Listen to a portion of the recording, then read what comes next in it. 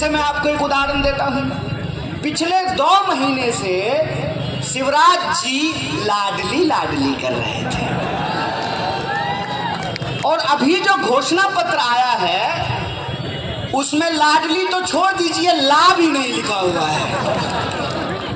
कोई चर्चा ही नहीं है लाडली की। इसके क्या मायने हैं? इसके 2 ही मायने हो सकते हैं। एक तो ये कि बीजेपी ये समझ चुकी है कि शिवराज का मतलब दरअसल इन्होंने समाप्त कर दिया है। इसका मतलब ये है कि गन्ना का पूरा रस चूसा जा चुका है, अब उसमें कुछ नहीं बचा है, तो उसको ठिकाने लगा दिया गया है। या तो ये है कि शिवराज जी को बलि का बकरा बना दिया गया है, या फिर शिवराज जी की अब कोई बीजेपी में सुनता ही नहीं। शिवराज जी कुछ और बोल रहे हैं, बीजेपी कुछ और कर रही है। ये बात हम लोगों को समझना पड़ेगा। हम लोगों को ये समझना पड़ेगा कि एक ही पार्टी में जो उस पार्टी के मुख्यमंत्री भी हैं, और 1-2 साल नहीं 18 साल से जो है इस प्रदेश के मुख्यमंत्री बने हुए हैं, और वो कहते हैं कि हम लाडली योजना लाएंगे, और जो बीजेपी का घोषणा पत्र है उसमें लाडली योजना की कोई चर्चा नहीं की जाती है। मतलब ये कि शिवराज जी का आडवाणी होने वाला है। मतलब ये कि उनका गेम हो चुका है। मतलब ये कि प्रधानमंत्री कुछ और बोलेंगे और पार्टी कुछ और करेगी। प्रधानमंत्री के पिछले कुछ दिनों का भाषण मैं आपको याद दिला देता हूं। मेरा उनसे कोई व्यक्तिगत दुश्मनी नहीं है। कहते हैं ना कि दुश्मनी भी करनी हो तो इंसान ढंग का हो। उस इंसान को मैं अपनी दुश्मनी करने लायक भी नहीं समझता हूं। मेरी उनसे कोई व्यक्तिगत दुश्मनी नहीं। वो देश के प्रधानमंत्री हैं और मैं देश का साधारण नागरिक हूं। साधारण नागरिक होने के नाते इस देश के प्रधानमंत्री से मेरे कुछ वाजिब सवाल हैं, और जो सवाल हैं वो सवाल भी हमने अपने दिमाग से नहीं बनाया है। हमने उनके भाषणों से ही यह बात उनको याद दिलाने की कोशिश की है। हमने नहीं बोला था प्रधानमंत्री को। हो सकता है कि जय शाह का बाप लिख करके दिया हो उनको कि बोलो कि खाते में 15 लाख आएगा, बोलो कि 2 करोड़ नौकरी मिलेगी, बोलो कि महंगाई कम होगी, बोलो कि भ्रष्टाचार समाप्त होगा, बोलो कि 2022 तक सबको पक्का मकान मिलेगा, बोलो कि महंगाई कम होगी। हो सकता है कि ये जय शाह के पिताजी का प्रयोजन हो। कब जुमला बनाना है, कब वादा कहना है, और कब जो है वादा खिलाफी करनी है, ये तो वो जाने। तो जो वादे उन्होंने ही किए थे, मैं सिर्फ वो वादे उनसे याद करा देता हूं। मैंने थोड़ी कहा था। हो सकता है कि अदानी कहा हो, मैंने तो नहीं कहा था कि आप जो वादे किए हैं ये आपके वादे हैं। इस देश के प्रधानमंत्री बनने से पहले जो आपने वादा किया था, इस देश का प्रधानमंत्री बनने के बाद इस देश का साधारण नागरिक होने की हैसियत से मैं वो वादे आपको याद करा देता हूं। इससे ज्यादा हमारी कोई भूमिका नहीं है। तो प्रधानमंत्री भाषण कुछ और देते हैं और उनके जीवन में दिखाई कुछ और देता है। जैसे प्रधानमंत्री एक बार भाषण दे रहे थे। भाषण देते हुए उन्होंने कहा कि 3 तलाक को समाप्त करके हमने मुस्लिम बहनों को न्याय दिलाया है। हमने कहा प्रधानमंत्री जी बड़ी अच्छी बात है, मेरा नाम कन्हैया है और आपकी धर्मपत्नी उनका नाम यशोदा है, तो कन्हैया होने के नाते सिर्फ मैं आपसे ये पूछ लेता हूं कि माता यशोदा को न्याय कब मिलेगा। और मैं कुछ नहीं पूछ रहा हूं, ना मैं उनके विरोध में कुछ बोल रहा हूं, ना मैं उनके समर्थन में कुछ बोल रहा हूं। मैं बस एक साधारण सा सवाल आपसे पूछ रहा हूं। पिछले दिनों प्रधानमंत्री जी दिवाली मनाने के लिए गए थे। देखिए वैसे क्या होता है ना कि जो साधारण लोग होते हैं वो दिवाली मनाने के लिए अपने घर परिवार के पास जाते हैं। तो घर परिवार तो आप जान ही रहे हैं हालत क्या है। घर परिवार की हालत तो आपको मालूम ही है। तो वो दिवाली मनाने के लिए गए थे और ड्रेस पहने हुए थे।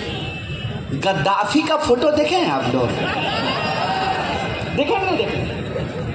तो उनको देख करके मुझे गद्दाफी की याद आ रही थी। प्रधानमंत्री जी ड्रेस पहन करके कह रहे थे कि मैं 30 सालों से दिवाली मना रहा हूं। तो मेरे मन में एक ख्याल आया, ये बुढ़ा 70 बरस की आयु में ये फैंसी ड्रेस कंपटीशन कर रहा है। 7, 8 साल 10 साल के बच्चों का फैंसी ड्रेस कंपटीशन होता है। ये प्रधानमंत्री बुढ़ौती में, हमारे यहाँ कहावत है, बूढ़ा सुग्गा पोस नहीं मानता है। और वो तो यहाँ बुजुर्ग लोग बैठे हुए हैं। एक कहावत अक्सर बोली जाती है ना, बूढ़ी घोरी लाल लगाम। तो हमने कहा कि 70 साल के उम्र में फैंसी ड्रेस कंपटीशन कर रहे हैं तो ये कभी जवान भी तो रहे होंगे, कभी इनकी उम्र 18 बरस भी तो रही होगी, तब क्यों नहीं आर्मी ज्वाइन कर लिए? बोलिए, मन में आपके सवाल आया ना? सब नौजवान से मैं पूछना चाहता हूं कि अगर आपको इतना ही दिवाली मनाने का शौक है ड्रेस पहन करके, तो आप वो वर्दी जब जवान थे तो भर्ती में भर्ती होकर के, सेना में भर्ती होकर के सेना की नौकरी क्यों नहीं की? ये है चोरी, इसको कहते हैं बेईमानी, इसको कहते हैं चालाकी, इसको कहते हैं धूर्तता। आप धूर्त हो करके लोगों को मूर्ख बनाने की कोशिश कर रहे हैं। मैं कुछ नहीं करता हूं। 2014 से पहले और 2014 के बाद, 2014 से पहले जब ये गुजरात के मुख्यमंत्री थे तब इन्होंने क्या क्या बोला था, 2014 में जब ये देश के प्रधानमंत्री बन गए तब इन्होंने क्या क्या बोला है, मैं सिर्फ उन्हीं बातों को दोहरा देता हूं जो भी ये कहते हैं। हम बार बार ये पूछते हैं कि चलिए हम तो आपका विरोध करते हैं, आपसे सवाल पूछते हैं, तो हमारे खाते में 15 लाख नहीं आया। जो आपका सपोर्टर है कम से कम उसी के खाते में 15 लाख रुपया भेज दीजिए।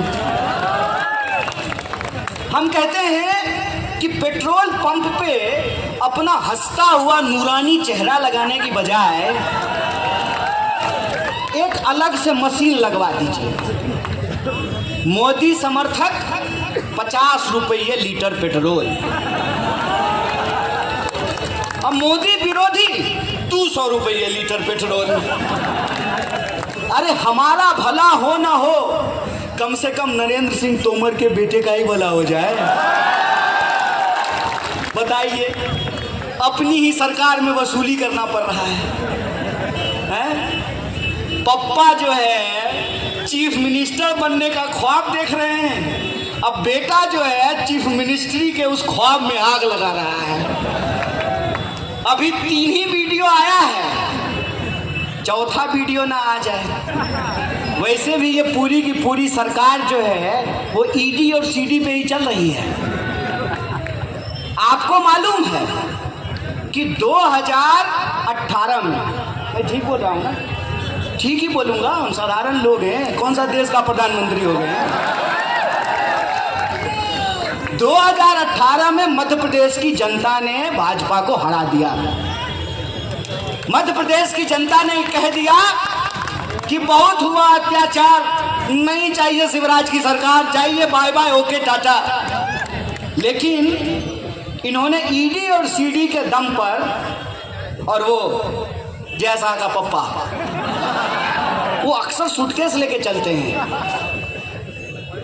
खरीद बिक्री हुई, दाया बाया हुआ। कल तक जो लोग अपने आप को अपने पिताजी का वारिस कह रहे थे, अक्सर मन से वो अपनी ही पप्पा की पार्टी को गरियाते हुए पाए जाते हैं। समझे हम किनका नाम ले रहे हैं? नहीं, मुझे डर नहीं लगता है। डर मुझे जब अमित शाह से ही नहीं लगता है तो सिंधिया जी से हमको क्या डर लगेगा? बताइए। जिससे सब डरता है, जब हम उससे ही नहीं डर रहे हैं तो बाकी से हमको क्यों ही डर लगेगा? कहते हैं ना, जब तक जेल में चना रहेगा आना जाना लगा रहेगा। यह जान न तुमने दी है न तुम ले सकते हो। इस बात को याद रखना, इस बात को याद रखना कि यह मिट्टी शहीद आजम भगत सिंह की मिट्टी है, यह मिट्टी अशफाकुल्लाह खान की मिट्टी है, यह मिट्टी महात्मा गांधी की मिट्टी है। इस बात को याद रखना। होगी तुम्हारी बंदूकों में दम, होगा तुम्हारे तोपों में दम, होगी तुम्हारी जेलों में जगह, हम भी अपने दिल में हौसला लेकर के चलते हैं। इस बात को याद रखना, इस बात को याद रखना कि जो सच बंद कमरों में कही जा सकती है वो सच खुले चौराहे पे भी बोला जा सकता है। और सच ये है कि आपने इस देश की आवाम को धोखा दिया है। आपने मध्य प्रदेश की जनता से झूठ बोला है। आपने इस देश के साधारण लोगों की उम्मीदों पे पानी फेरा है। आपने इस देश के रहने वाले लोगों को, इस देश के वासिंदों को उनके पूजा करने के तौर तरीकों के आधार पर, उनके इबादत करने के तौर तरीकों के आधार पर, उनके कपड़ों के आधार पर, उनकी खान पान पे, उनके रहन सहन को आधार बना करके आपने हिंदुस्तान के दिल में दरार पैदा करने की कोशिश की है। और जो लोग हिंदुस्तान के दिल में दरार पैदा करने की कोशिश करते हैं, हम उनको कहना चाहते हैं कि नफरत का बादल चाहे कितना भी घना क्यों ना हो, मोहब्बत के सूरज को निकलने से रोक नहीं सकता है। इस बात को याद रखना, इस बात को याद रखना कि तुमने अपनी खरीदी हुई मीडिया से सत्य को दबाने की कोशिश की, तुमने हमारे नेता को मूर्ख साबित करने की कोशिश की। तुम अपने लिए 8,000 करोड़ का हवाई जहाज खरीद कर लाए। हमारा नेता कन्याकुमारी से कश्मीर तक पैदल चल करके आपके झूठ को तार तार कर दिया। इसीलिए साथियों, हमारी जो बातें हैं उस बात में एक बात का आप गौर कीजिएगा, हम और आप अलग अलग नहीं हैं। फर्क सिर्फ इतना है कि हम मंच पर खड़े हैं और आप चौराहे पे खड़े हैं। और मैं कहता हूं कि मैं मंच पर खड़ा हूं, आप चौराहे पे खड़े हैं। अगर हम साथ कंधे से कंधे मिला करके नहीं चले तो देश दोराहे पे जाकर के खड़ा हो जाएगा। इसीलिए मैं आप सबसे ये आग्रह करने के लिए आया हूं कि ये बहुत ही संगीन समय है, ये बहुत ही मौजू वक्त है। जो 5 साल आप रोज अपनी जिंदगी से जूझते हुए झेलते हैं, उस संघर्ष का, उस लड़ाई का, अपनी जीवन के उस हालात का, उस परिस्थिति का परिवर्तन करने का वक्त है। ये वक्त है कि इस देश के झूठे रहनुमाओं को यह बताया जाए कि जमहूरियत और लोकतंत्र तुम्हारे बाप की जेब की गिड़वी नहीं है। उनको यह बताया जाए कि इस देश में जो 140 करोड़ लोग रहते हैं उनके पास वोट का ताकत है। उनको यह समझाया जाए कि आपके लिए, अगर आपके बच्चों का कैरियर महत्वपूर्ण है, देखें ना आप, सरकार चाहिए सरकारी, प्रधानमंत्री होगा सरकारी, मुख्यमंत्री होगा सरकारी, उसके चढ़ने के लिए उड़न खटोला होगा सरकारी, जहां बैठेंगे वो घर होगा सरकारी, जहां झूठ बोलेंगे वो संसद और विधानसभा होगा सरकारी। सब कुछ सरकारी होगा, लेकिन इनकी नीयत कितनी दोहरी है उसको आप देखिए। कि सरकारी प्रधानमंत्री और सरकारी चीफ मिनिस्टर चाहते हैं कि सरकारी अस्पताल नहीं होना चाहिए। सरकारी एमपी और एमएलए चाहते हैं कि सरकारी स्कूल नहीं होना चाहिए। जो सरकार में बैठ करके अपने लिए पेंशन लेते हैं वो नहीं चाहते हैं कि सरकार की नौकरी करने वालों को पेंशन मिलना चाहिए। इस बेईमानी को हमको समझना पड़ेगा। हमको आपको आपस में लड़ा करके ये अपनी राजनीति की रोटी सेकते हैं और इनका बच्चा विलायत में जाकर के पढ़ता है। हमको यह सच्चाई समझनी पड़ेगी कि आज से 75 साल पहले जब इस देश के चलाने वाले लोगों ने संविधान लिख रहे थे तो उन्होंने इस दिन की जो परिस्थिति है, आज की जो स्थिति है, उसके बारे में जरूर सोचा होगा। उसके बारे में सोचा होगा। शायद इसीलिए संविधान में यह बात लिखा होगा कि मस्जिद जाने वाले का भी वोट एक होगा और मंदिर जाने वाले का भी वोट एक होगा। इसीलिए उन्होंने यह सोच करके लिखा होगा कि हम औरत के पेट से पैदा होते हैं। आप चाहे कितनी भी कोशिश कर लें, आप चाहे जितना भी जोर लगाना है लगा लीजिए, आपका भी वोट एक है और आपकी घर की औरतों का भी वोट एक है। यह जो संविधान की ताकत है, इस संविधान की ताकत को हमको समझना पड़ेगा। हमको समझना पड़ेगा कि अगर वो अपने बच्चों के बारे में सोच रहे हैं, शिवराज जी लाडली लाए हैं ना, पता है क्यों? उनका लाडला जवान हो गया है और सबका लाडला जवान हो करके मुख्यमंत्री बनने की रेस में खड़ा है सबका। देखिए कितना मजेदार बात है। प्रधानमंत्री अपने भाषण में खड़ा होकर के कहते हैं कि मैं परिवारवाद को समाप्त कर दूंगा, और बगल में ही जो अजय शाह का पिताजी बैठा रहता है। प्रधानमंत्री जी कहते हैं कि मेरे रहते मैं परिवारवाद को नहीं चलने दूंगा, और कर्नाटक में येदियुरप्पा के बेटा को जो है बीजेपी का जो है अध्यक्ष बना देते हैं। प्रधानमंत्री जब भाषण दे रहे होते हैं तो बगल में अनुराग ठाकुर बैठा होता है जिसका बाप मुख्यमंत्री था। ये किसको बेवकूफ़ बना रहे हैं? ये बेवकूफ़ बना रहे हैं इस देश की आम आवाम को। कहते हैं ना, जाके पैर न फटे बिवाई, वो क्या जाने पीड़ पड़ाई। अरे घर की जिम्मेवारी संभाले होते तो पता चलता कि देश को संभालना कितना मुश्किल काम होता है। पता होता कि इस देश के आम लोगों की जरूरत क्या है। जब मैं लोगों से पूछता हूं कि आज के दौर में आप सबसे ज्यादा किस चीज से परेशान हैं, तो कहते हैं महंगाई से सबसे ज्यादा परेशान है। कहते हैं कि बेरोजगारी से सबसे ज्यादा परेशान है। कहते हैं कि रोज हमारे सपने टूटते रहते हैं। आप मध्य प्रदेश के किसी भी नौजवान से पूछ लीजिए, वो आंख फोड़ करके पढ़ाई करता है कि एक दिन नौकरी करके अपने परिवार का भरण पोषण करेगा, पक्का मकान बनाएगा, 2 BHK में रह रहा है तो 3 BHK में रहेगा, अल्टो है तो कम से कम स्विफ्ट तो खरीद लेगा। ये हमारे सपने हैं। और नेता क्या करते हैं हमारे साथ? नेता हमारे साथ हमेशा वो चाल चलते हैं जो किसी जमाने में हमारे पुरखों के साथ अंग्रेज किया करते थे। अंग्रेज क्या करते थे? इस देश की आम आवाम को धर्म के नाम पे लड़ाते थे और इस देश की संपत्ति को लूट करके अपने खजाना को भरते थे। और ठीक वही काम आज इस देश की राजनीति, सियासत हमारे साथ कर रही है कि हमको आपस में लड़वाएगी जात और धर्म के नाम पर, और देश की संपत्ति को लूट करके अपने दोस्त के खजाने में लेकर के जाएगी। इसीलिए मैं खास करके अपने नौजवान दोस्तों से अपील करने के लिए आया हूँ, चुनाव को मजाक में लेना बंद कीजिए। जमहूरियत को टेकन फॉर ग्रांटेड लेना बंद कीजिए। एक बात को याद रखिएगा, जो चीज पट सकती है ना, वो चीज बिगड़ भी सकती है। इसीलिए जो चीज मिल गई है उसका वैल्यू करना सीखिए।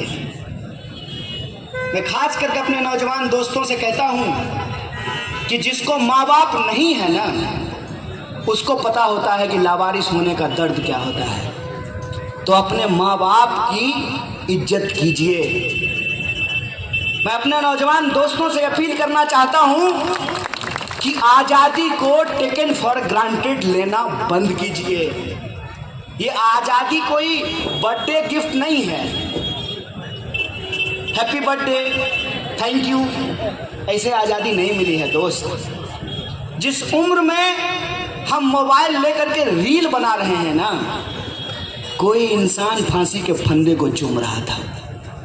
आपको मालूम होना चाहिए कि सरफरोशी की तमन्ना अब हमारे दिल में है, देखना है जोड़ कितना बाजुए कातिल में है।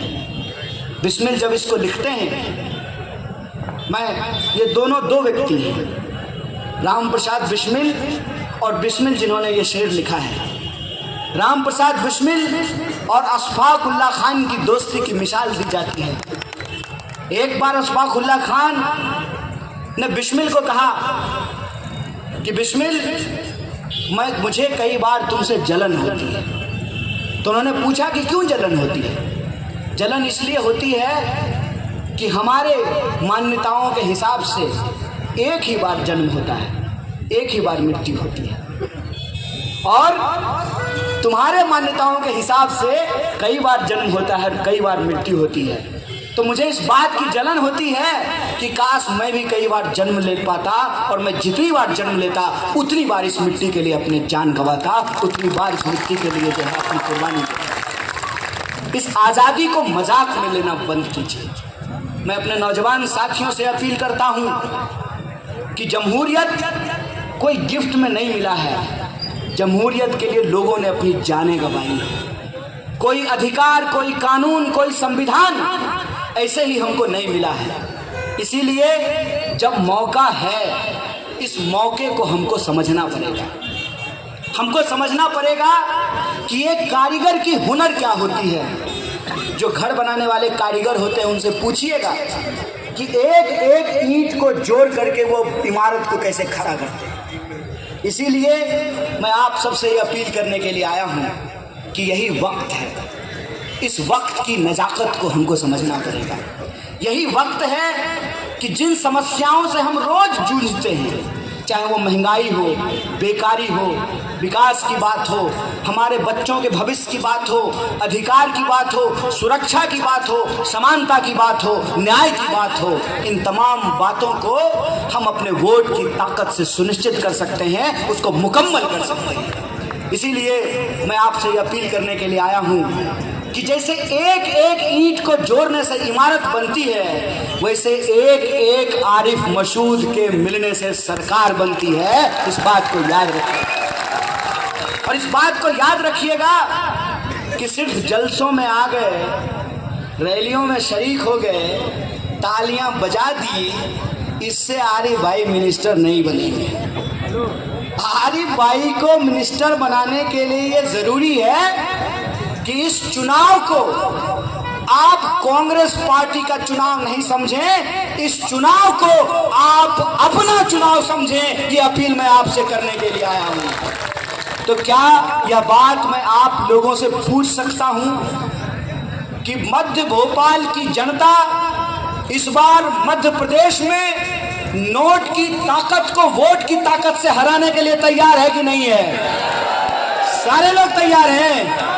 पीछे से लोग हाथ नहीं उठा रहे हैं। सारे लोग तैयार हैं? सारे लोग?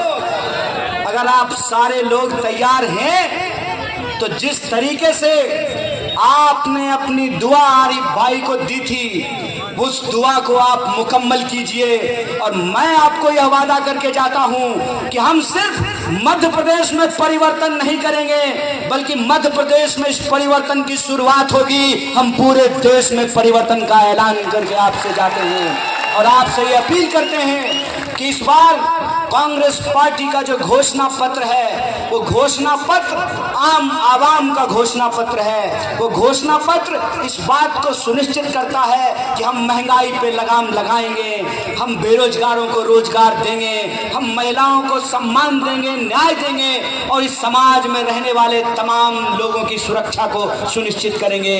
इसी अपील के साथ, इसी वादे के साथ आप तमाम लोगों का एक बार फिर से शुक्रिया अदा करते हुए अपनी बात को खत्म करूंगा। शुक्रिया। इनकलाब जिंदाबाद। जय हिंद, जय भारत, जय कांग्रेस, जय भोपाल।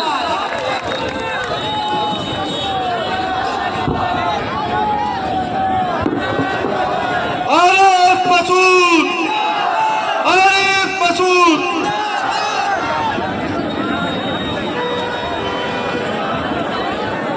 अजीज भाई सभी लोगों की तरफ से स्वागत करेंगे। बस अजीज भाई, फराज मियां, अब्दुल रहमान, विकार, सब लोग अब स्वागत करेंगे। माइक बंद कर दीजिए भाई, 10 बज रहा है।